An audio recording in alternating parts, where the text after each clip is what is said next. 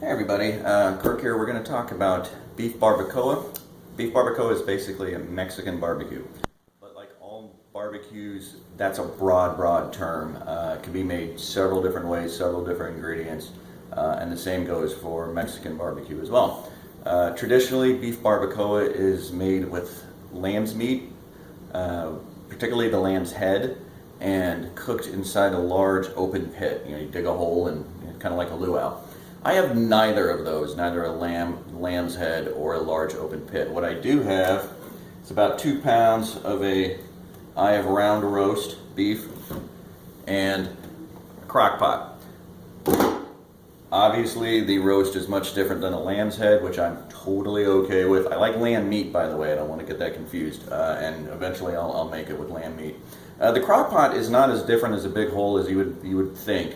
It's a ceramic crock pot, cooked slow, over a low temperature, steady, not unlike the same physics that a hole in the ground would do. Your main difference is going to be smoke, which is a big difference, there's no doubt, but let's just be realistic. I don't have access to that. So there are a couple of different ingredients I want to talk about. You have your dry ingredients, oregano and cumin, some cloves, bay leaves, beef broth, vinegar, which I don't have in front of me. And I want to talk about a couple of things here. Garlic, fresh garlic. Don't use garlic powder, ever. I don't care what you're doing, never use it. It makes a huge difference. Same goes for lime juice. This is going to call for about a third cup of lime juice. More if you want. Garlic and limes are one of those things, if you have a little bit more than the recipe calls for, go ahead and add it. You can't have too much. But fresh lime juice is very important as well. I know it's really tempting to get, you know, the little plastic lime with the lime juice in there. Don't use it. It's not bad, but just fresh ingredients are going to make a huge difference, and that's what's going to separate you out from the next person and make your meal awesome. I also want to talk about these Chipotle peppers. For home barbacoa, this is where most people differ. A lot of people will use the dried chiles and make an adobo sauce out of that and go through that process, and that's great, fantastic for them. Not only is this much easier, but I like this better. Easy, I'm okay with doing something a little bit more difficult if it's going to make a difference in taste. When you open up this little can and smell it, you'll see why. This has a wonderful flavor to it. And outside of caramel color, it's mainly just spices and chilies. Somebody else just did your job for you. This is great stuff. The recipe calls for 4, and might use a little bit more than that. Also, when you'll see this, when I get my spices and the whole marinade together, a lot of people will put it in a blender. I don't particularly care to do that because I don't want this into a puree with this. I like the flavors a little bit separated out. When you bite into your barbacoa and you get a little chunk of this, it's pretty good stuff, and it's a nice little surprise when you're eating. So the first thing I'm going to do is braise my beef, and we'll take a look at that. So this is pretty basic. All I've done is I've taken that beef roast and I've just cut it up into 4 different pieces. I'm going to put some salt and pepper on this, then throw it into a pan with a little bit of oil and sear the outside, maybe 2-3 minutes tops, until it's good to go. Here's the beef. Hopefully I can do this without dropping the camera. A little bit of that's not olive oil, that is grapeseed oil. I like using grapeseed oil when cooking in place of olive oil.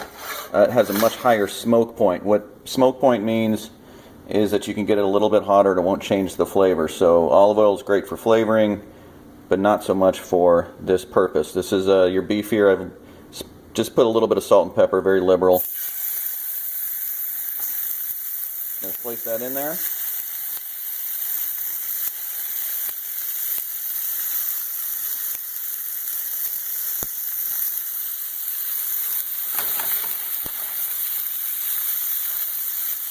And really, you're just going to brown the outside of it. You're not going to cook it. You're just all the way through. Obviously, it would take a long time. Brown the outside of it, and that's all for that. We'll show you the next step after it's done. There's no point in watching this, though. So my beef is nice and seared. Again, just took a couple of minutes. No big deal. And my place smells fantastic right now. Just placing that into the crock pot. Really no trick to that. Put it on low, and now I'm going to get ready for the marinade. The marinade itself is going to start off with mincing up 5 cloves of garlic and about 4 or 5 of these peppers, about half a can. And again, you can use a blender to do that if you wish. I preferred not to. So instead of you watching me chop up things for 5-7 minutes, I'm just going to go ahead and skip ahead. Okay, so now time for the marinade. So I've minced up about 4 of the chipotles, and that's about 5 cloves of garlic. By the way, you're going to have some of those chipotles left over. You're not going to use the whole can. Don't throw that out.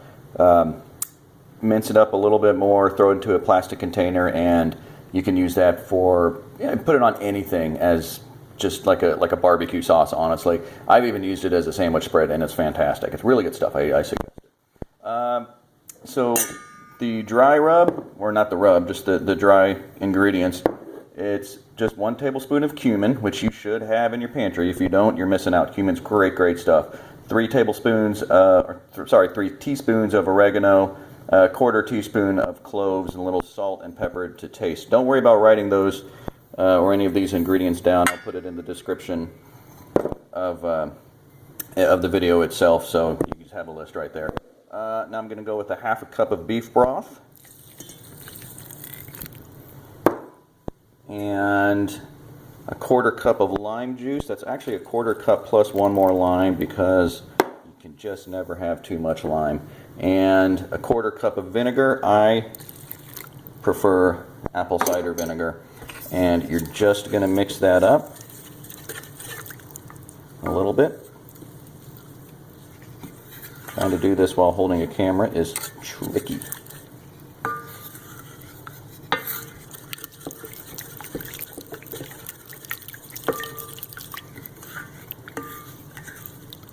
I really should have a whisk, but I think we'll survive. Okay. Now, pretty simple. Pour that nicely over your beef. Give it a quick mix, just to make sure it's well and covered. Kind of flip it around just a little bit. And then throw in just a couple of bay leaves. Some of these are a little small, so I'm going to do about 4. I'm going to cover it up and then walk away. Just walk away. Walk away.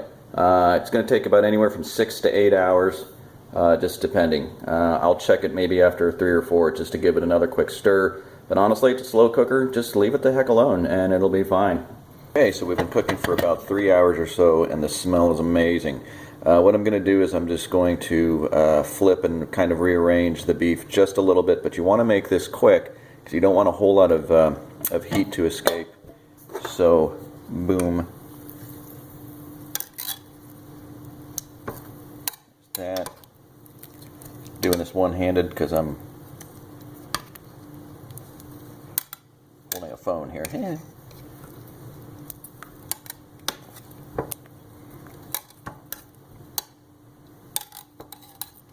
And making sure that marinade is still covering quite a lot of that. And that's it. Now just walk away, leave it alone for about another 3 hours, and just let that smell get into your place and wake up the neighbors. Okay, so this has been cooking for about 5.5 to 6 hours, and now I'm just doing the pooling process, which is not really a process. It's just you're kind of shredding it, going against the grain. You can see I'll show you here. You can see the grain running this way, and that's how you want to pull it. It just slides right off. As it's been cooking longer, it doesn't take too long. You don't have to be real fine with it. If you want, you can also, after you're done pulling this, you can just take a knife and just start chopping away at it. That's super common. A butcher knife works well, or a really large chef knife, something heavy, and that'll chop it up. But we're not done cooking it. After you've pulled all this apart, you want to throw it back into the crock pot, which is currently covered. You don't want to lose all that heat again. Throw it back into the crock pot and let it marinate about anywhere from an hour to 2 to 3 hours, just depending on how much you think you need. Give it a couple of taste tests as you go. But again, just go through it kind of quickly, and it's not rocket surgery. And would you look at that? It turned out great. Smell is fantastic. Flavor's great. A lot of good heat to it. It's very, very moist, despite the fact that I used a round roast, which is a relatively low fat content. But when you slow cook it like that, works out well. Now there's about 100 different ways that you could make this. You could put it in a burrito. You could put it in a sandwich if you wanted. I prefer to make little tacos with it. I'm going with flour tortillas instead of corn, just because that's what I had and it's what I was in the mood for, but it really doesn't matter. I also have some black beans. I have a whole big huge pot of this that I made last night because it takes forever to make fresh black beans. Tomatoes, seeds removed. It's just the meat. I want to talk about this for a second. This is not sour cream or crema.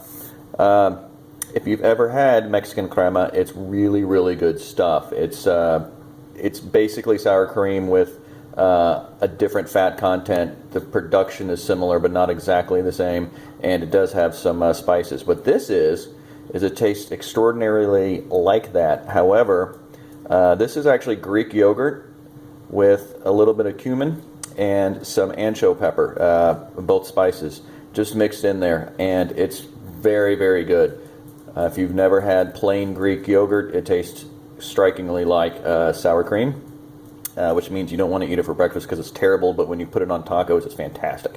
And then some just queso fresco, crumbling cheese, very common. You can buy it anywhere. And then, of course, meh or meh, your choice. Either way, this is going to be fantastic. And here you go, 3 beef barbacoa tacos. The beef, black beans, the fake sour cream mix that I have, Greek yogurt, and tomatoes, and the queso fresco, and of course a Mexican beer. Seriously, this is good stuff. You can do whatever you want with it. You could make a burrito, hard shell tacos, whichever you prefer. It also keeps extremely well. Honestly, it's just like anything else. It's better the second day. So anyway, hope you guys enjoy it. Leave your comments, and thanks.